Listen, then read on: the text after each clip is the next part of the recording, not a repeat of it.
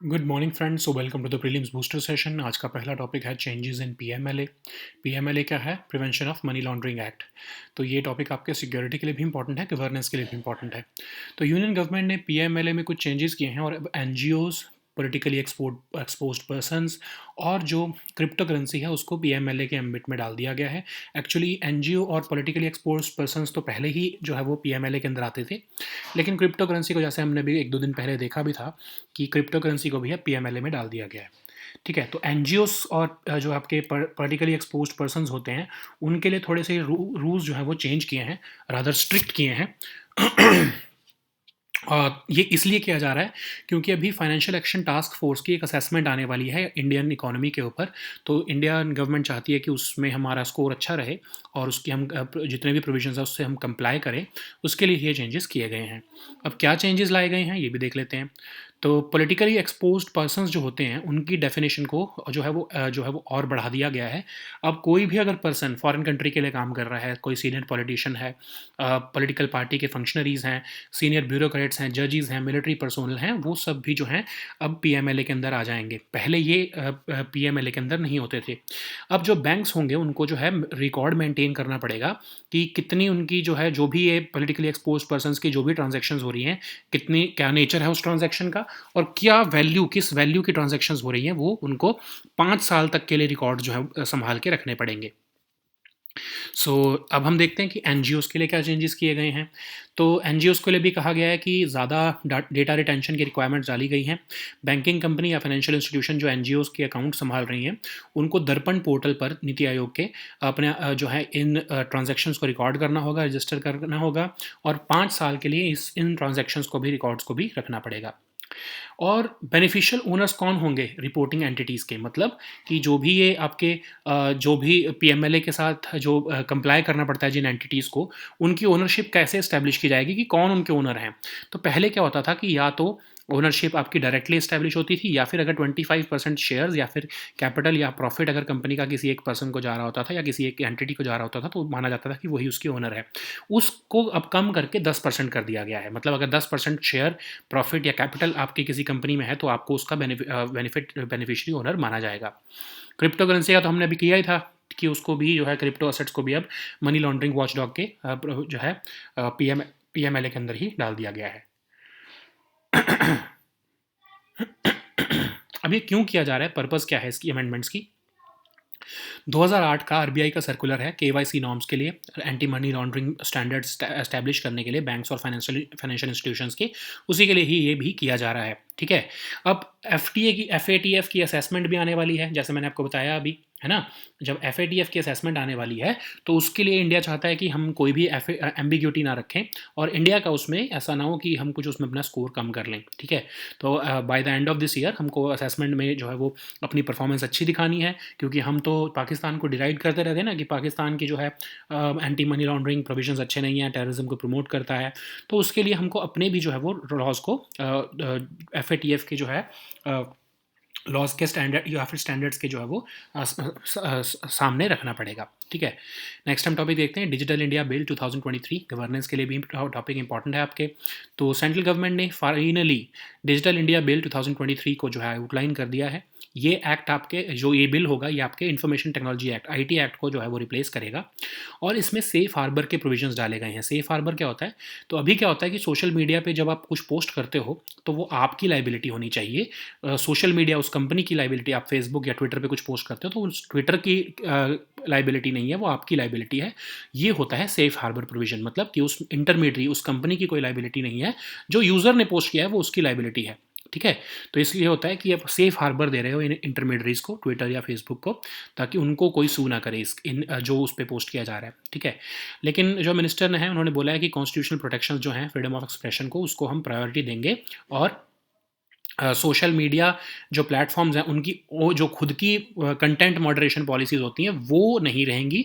Rather हम अपने constitutional provisions को जो है वो हम प्रेफरेंस देंगे। ठीक है, अब डिजिटल इंडिया एक्ट जो है वो आईटी एक्ट को सबस्यूम कर लेगा और उसके साथ ही हम digital personal data protection bill भी लेके आ रहे हैं। तो हम एक पूरा ही आईटी सिस्टम का एक पूरा फ्रेमवर्क जो है वो कंट्री में बनाना चाहते हैं। तो हम कुछ एस्पेक्ट्स देख लेते हैं डिजिटल इंडिया बिल के। तो ये बहुत ही बहुत लंबे टाइम से डिमांड चल रही थी कि हमने अभी तक तो इंटरमीडिएट्स को डिफाइन ही नहीं किया हुआ था। जो आईटी एक्ट पुराना है उसमें तो क्लासिफिकेशन थी ही नहीं इंटरमीडिएट्स की, तब सोशल मीडिया होता ही नहीं था 2000 में। तो इसलिए अब तरह तरह के इंटरमीडिएट्स आ गए हैं, social media platforms, e commerce platforms, AI platforms, fact checking platforms, इन सबको इंटरमीडिएट्स को अलग अलग डेफिनेशन में डालना पड़ेगा। एक कहा जा रहा है कि जैसे ट्राई और सेबी है वैसे ही एक न्यू रेगुलेटर भी आएगा ऑनलाइन स्पेस को रेगुलेट करने के लिए। अब ये डिजिटल इंडिया एक्ट क्यों इंपॉर्टेंट होगा? क्योंकि हम अपने आने वाले फ्यूचर को हम प्रूव करना चाहते हैं, और बिजनेसेस हमारे जो इंडिया के हैं वो ग्लोबल लेवल पर जो है आईटी कंपनीज compete कर सके, हम इस एक्ट के थ्रू चाहते हैं। ठीक है, $1 ट्रिलियन डिजिटल इकोनॉमी हम अपने कंट्री में 2026 तक बनाना चाहते हैं।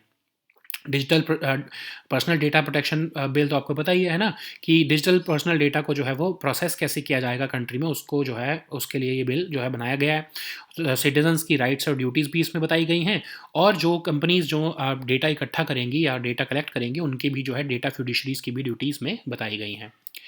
नेक्स्ट हम टॉपिक देखते हैं cloud services by stock exchange. ये भी आपके गवर्नेंस के लिए इंपॉर्टेंट है।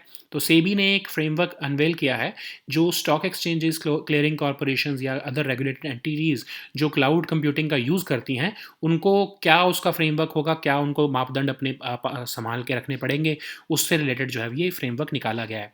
क्लाउड कंप्यूटिंग आपको पता है कि ऑन डिमांड डिलीवरी होती है कंप्यूटिंग सर्विसेज की।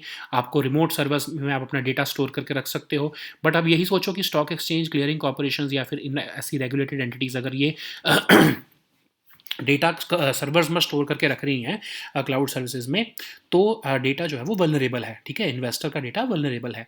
इसी के लिए ही फ्रेमवर्क निकालने की ज़रूरत पड़ी है।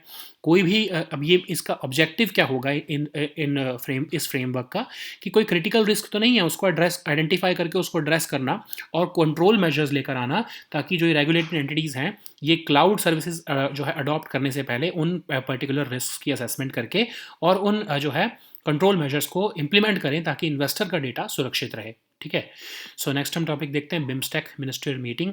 इंटरनेशनल रिलेशंस के लिए टॉपिक इंपॉर्टेंट है। Minister of state for external affairs ने 19th bay of Bengal initiative for multi sectoral technical and economic cooperation की मिनिस्ट्रियल मीटिंग में वर्चुअली पार्टिसिपेट किया है इन बैंकॉक। ठीक है, तो अब इसी मीटिंग में ही ड्राफ्ट होस्ट कंट्री एग्रीमेंट भी साइन हुआ है इंडिया और बिम्स्टेक के बीच में, क्योंकि इंडिया में BIMSTEC centre for weather and climate जो है वो बनने वाला है, और टर्म्स ऑफ रेफरेंस भी साइन किए गए हैं एमिनेंट पर्सन्स ग्रुप के जो कि बिम्स्टेक को चलाएंगे। ठीक है, बिम्स्टेक क्या है आपको पता ही है। 6 जून 1997 को बैंकॉक डिक्लेरेशन से इसको बनाया गया है। कहा जाता है कि ये एक पैरेलल बनाया गया था सार्क का, क्योंकि सार्क में पाकिस्तान जैसी कंट्रीज़ जो हैं वो एक तरह से स्पॉइल स्पोर्ट का काम कर रही थी। तो साउथ एशिया को, एक्सटेंडेड साउथ एशिया को रादर बढ़ाने के लिए ये Bangladesh, India, Myanmar, Sri Lanka, Thailand, Bhutan और नेपाल, ये कंट्रीज़ ने बिम्स्टेक बनाया है। इसका सेक्रेटरीट कहाँ पर है? ढाका में, बांग्लादेश में। नेक्स्ट हम टॉपिक देखते हैं फ्यूमरेट हाइड्रेटाइज। तो ये टॉपिक आपके साइंस एंड टेक के लिए इंपॉर्टेंट है। तो ट्रिनिटी कॉलेज डबलिन के बायोकेमिस्ट्री और इम्यूनोलॉजी के जो स्कूल हैं उन्होंने एक इंपॉर्टेंट ब्रेक थ्रू किया है, जिसमें देखा गया है कि क्या प्रॉब्लम आती है जब हमारी इन्फ्लेमेटरी डिसीज़ होती है बॉडी में, तो कैसे होती है वो। तो एक एंजाइम पता लगाया है फ्यूमरेट हाइड्रेटाइज, जो कि वैसे तो रिप्रेस जब भी ऐसे इन्फ्लेमेशन की सिचुएशन आती है तो वो रिप्रेस हो जाता है, और अलग अलग तरह की डिसीजेज जैसे ल्यूपस, अर्थराइटिस, सेप्सिस, कोविड-19 ऐसी डिसीजेज जनरेट करता है। तो होता क्या है कि जब ये इस रिसर्च में देखा गया है कि फ्यूमरेट हाइड्रेटेज जो है वो रिप्रेस होता है जब, तो आरएनए रिलीज होता है माइटोकॉन्ड्रिया में से, और वो अपने आप को कुछ की प्रोटीन्स के साथ बाइंड करना शुरू कर देता है। जब वो की प्रोटीन्स के साथ बाइंड कर लेता है तो साइटोकिन्स निकल जाते हैं। साइटोकिन्स क्या होते हैं? साइटोकिन स्टॉर्म भी आपने सुना होगा कोविड के टाइम पर, जो कि आपके प्रोटीन्स हैं जो हाई कंसंट्रेशन में निकलते हैं। हमारी बॉडी का इम्यून रिस्पॉन्स होता है, वो किसी भी डिसीज़ को ठीक करने के लिए निकलते हैं।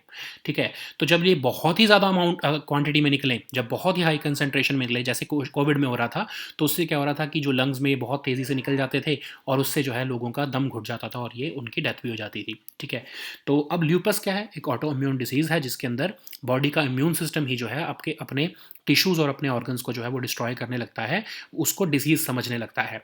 प्राइमरीली इसमें जो है किडनी को अफेक्ट होता है, लेकिन skin, blood vessels, connective tissue, heart, brain, लगभग हर ऑर्गन को जो है वो इसमें इम्पैक्ट हो सकता है। ठीक है।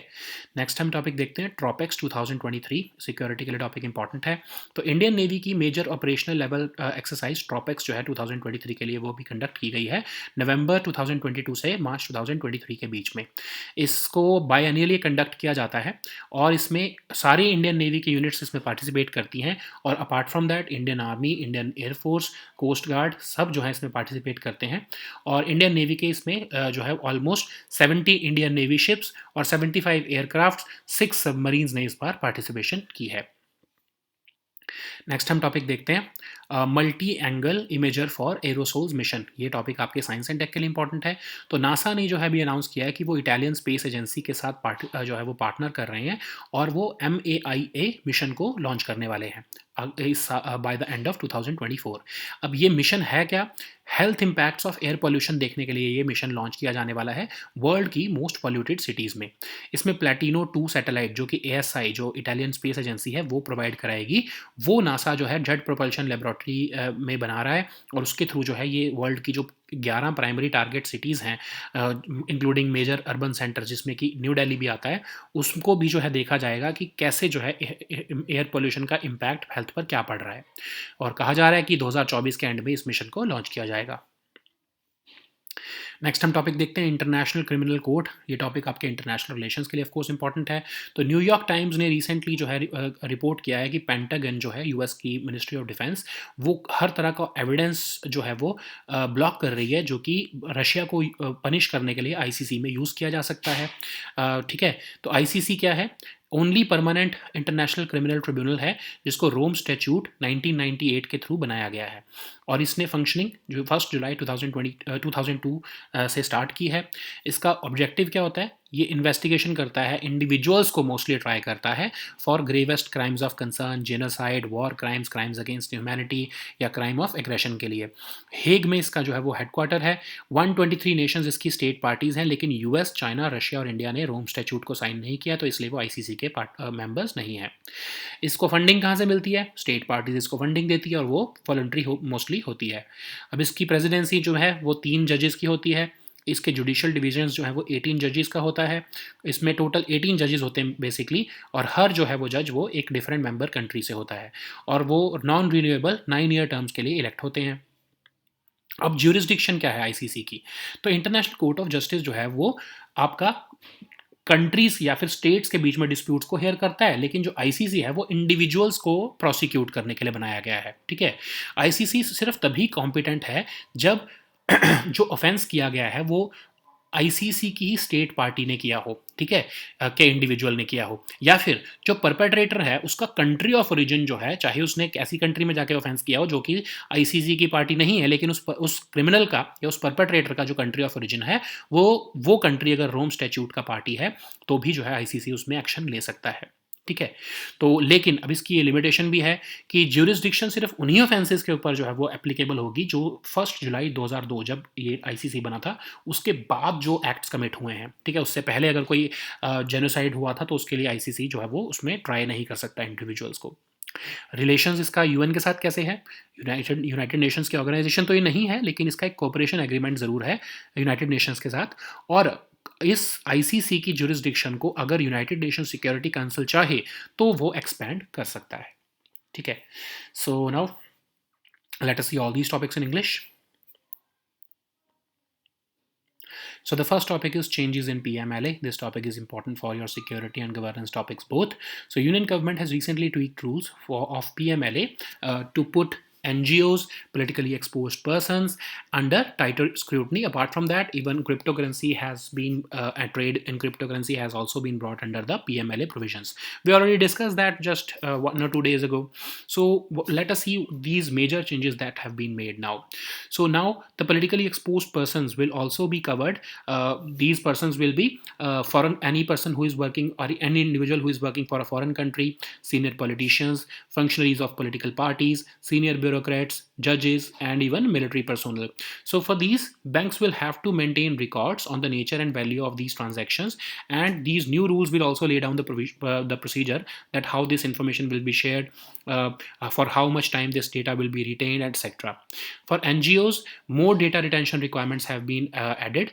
Now, the banking company or financial institutions who are handling the accounts of these NGOs, they will have to register the details of these NGOs on the Darpan portal of Niti Aayog, and these records have to be maintained for a period of 5 years. And also for all the reporting entities, who how will their beneficiary ownership will be established. Currently, any ownership is established using the criteria that 25% of its shares or capital or profit of that particular company is held by a single entity or a person. Then of course that person is a beneficiary owner. But now this threshold has been reduced to 10%. Of course, we already discussed that cryptocurrencies have also been put under the ambit of the PMLA now. Why the government has done this? So actually the government wants to bring uniformity with the 2008 circular of the RBI with respect to KYC norms or anti money laundering standards. Also, in the later this year rather, FATF assessment has been proposed for India, and India does not want to score bad on these parameters, and it does not want to look as a haven for money laundering activities in India. Okay, so the next topic is Digital India Bill 2023. This topic is important for governance section. So central government has recently outlined the Digital India Bill 2023, and central government has basically brought this bill to replace the decades old Information Technologies Act of 2000. At that time there was no concept of social media, so now there is importance it is important that we bring the concept of social media intermediaries, or basically e-commerce intermediaries and all that. So for them, safe harbor provisions would be applicable also. What is safe harbor? Safe harbor means that whatever you are posting on Twitter, Facebook, or other social media intermediaries, you are responsible for that and not Twitter or Facebook. So a safe harbor has been given to these intermediaries, that they are not responsible for the posts that the users are making on their platform. Okay, so the minister has also said that constitutional protections which are enshrined under freedom of expression will be given prominence over the content rules of these social media platforms. Okay, you know that Facebook has its own terms of and conditions with respect to what you can post on them, or what you can post on Twitter. But now, instead of their rules, the prominence will be given to our constitutional freedom of expression. Okay, so Digital India Act was important because we wanted to reform or revamp this IT Act of 2000, which was basically very old. So now, along with that, we also have this Digital Personal Data Protection Bill, which will also be coming in the next few months, and this will be this combination of Digital India Bill and Digital Personal Data Protection Bill will be a comprehensive, will cover this IT sector comprehensively. So let us also see the key aspects of this Digital India Bill. So currently, when this IT Act 2000 was passed, there was no concept of social media. At that time, there was no concept of these intermediaries like social media platforms, e-commerce platforms, AI platforms, or fact-checking platforms. So now there would be a need to prescribe different kind of intermediaries in this bill. Also, it has been said that a new regulator for internet will also be made, like we have this TRAI and SEBI for the respective sectors, and there will be penal consequences for violations also. Why this Digital India Act is important? Because we want to future proof our digital laws and enable our businesses to compete on a global scale, and we want to achieve a $1 trillion digital economy status by 2026. So we also know about the Digital Personal Data Protection Bill of 2022, which provides for the processing of digital personal data, and it recognizes the rights of individual and protects their personal data also. So basically, rights and duties of the citizen has to be balanced with the obligations of data fiduciaries who are collecting data lawfully of these citizens of ours. Okay, so the next topic is cloud services by stock exchanges. This topic is again important for your governance section. So SEBI has unveiled a framework for the adoption of cloud services, which are used by stock exchanges, clearing corporations, and other regulated entities. So cloud computing basically means on-demand delivery of computing services over the internet or a network of remote servers. So you are not storing data in your servers. Instead, you are using a service provided by a cloud computing service provider, and you are using that service to store the investor data. So it, of course, it becomes vulnerable because you do not know the status or the identity of that cloud service provider. So for that, SEBI has laid certain guidelines to identify and address the critical risks which are associated with this cloud computing, especially with respect to stock exchanges or other regulated entities. There will be mandatory control measures that these regulated entities will have to implement before adopting cloud services for their investors. So this is important because we cannot compromise investor data, especially because these cloud services are mostly foreign in origin, okay, like Google. Okay, so the next topic is BIMSTEC ministerial meeting. This topic is important for international relations. Minister of State for External Affairs has recently participated in the 19th BIMSTEC ministerial meeting, which was held virtually from Bangkok. So in this meeting, the draft host country agreement has also been signed between India and BIMSTEC, because this Secretariat for BIMSTEC's Center for Weather and Climate in India will be established. Also, terms of reference for an eminent persons group who will be directing the future of BIMSTEC has also been approved. So what is BIMSTEC? BIMSTEC is a regional organization which was established in 1997 after signing the Bangkok Declaration. Its member countries are Bangladesh, India, Myanmar, Sri Lanka, Thailand, Bhutan, and Nepal. So it has been touted as the parallel to SAARC, of course, SAARC minus. Pakistan and of course Afghanistan. So India is pushing much weight in BIMSTEC because SAARC has been virtually paralyzed by the adamant attitude of Pakistan. So its secretariat is located in Dhaka, that is in Bangladesh. So the next topic is fumarate hydratase. This topic is important for your science and tech section. So scientists at Trinity College of Dublin, School of Biochemistry and Immunology, they have made an important breakthrough, and they have identified what goes wrong in our bodies during the progression of inflammatory diseases. So they have identified an enzyme called fumarate hydratase, and it is responsible for a range of diseases called including lupus, arthritis, sepsis, and COVID-19. So an important link has been identified between fumarate hydratase and immune proteins called cytokines. What happens is that when this fumarate hydratase is repressed, then the RNA is released from the mitochondria and it starts binding itself to proteins, which we also call cytokines, which worsens the inflammation in the body. So cytokines, you may have heard about cytokine storm also during COVID. What happens is that cytokines are these proteins which are released by cells at high concentration, and they are basically the immune response of our body. But if they are released exponentially, then it can damage our organs also, like what was happening during COVID-19 to our lungs. So what is lupus? It is an autoimmune disease in which the body's immune system starts attacking your own tissues and organs. It primarily affects the kidney, but it also affects every other organ nearly in the human body. Okay, so the next topic is Tropex 2023. This topic is again important for your security section. So Indian Navy's major operational level exercise Tropex for the year 2023 has recently been conducted in the Indian Ocean region for the last 4 months, and this will be culminated in this week in Arabian Sea. It is conducted biannually, and it witnesses participation of not just Indian Navy but Indian Army, Indian Air Force, and Coast Guard also. So all surface combatants of the Indian Navy participated in this recent exercise. Almost 70 Indian Navy ships, 6 submarines, and over 75 aircrafts participated in this exercise. So the next topic is multi-angle imager for aerosols mission. This topic is important for your science and tech section.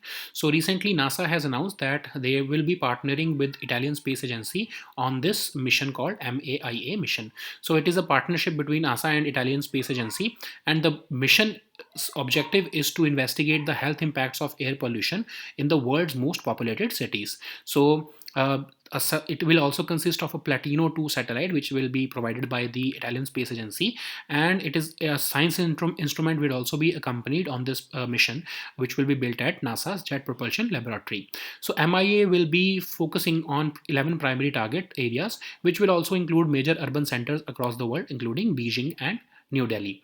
So the mission is set to launch before the end of 2024.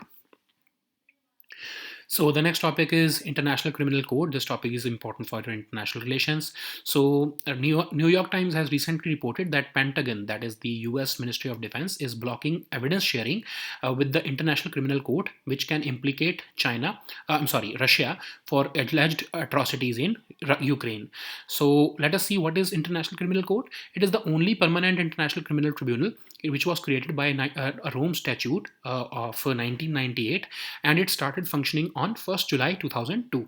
So it investigates the individuals. Remember this, okay? It investigates individuals who are charged with gravest crimes of concern to international community, genocide, war crimes, crimes against humanity, etc. And its headquarters is located in Hague, that is in Netherlands.